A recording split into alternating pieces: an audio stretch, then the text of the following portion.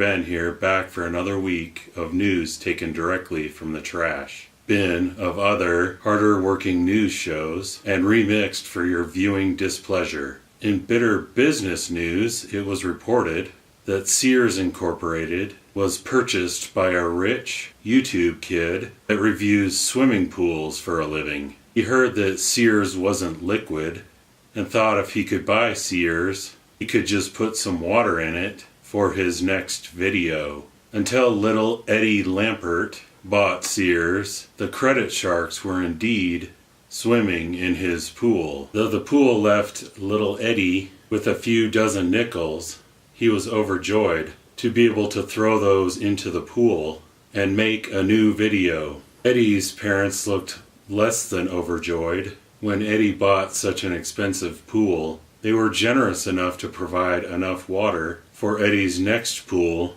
with their bitter tears of sadness. They were last seen outside of the state unemployment office begging for more nickels. Speaking of trillions of nickels, the NBA trade deadline passed yesterday. As was expected, dozens of players were traded. But that wasn't the real story. As this intrepid reporter overheard from NBA authorities, the biggest trade of the day was insults.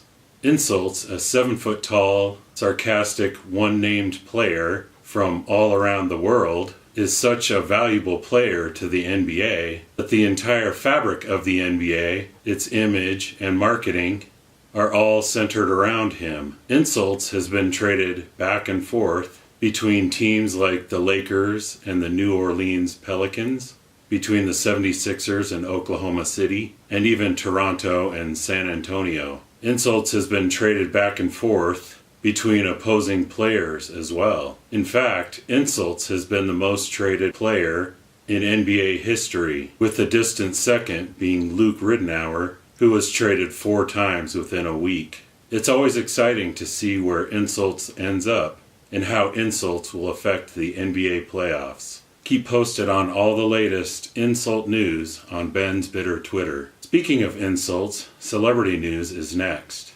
Multi-billion-dollar jewelry company Firestar Diamonds accused lowly citizen Katy Perry of stealing jewelry from them.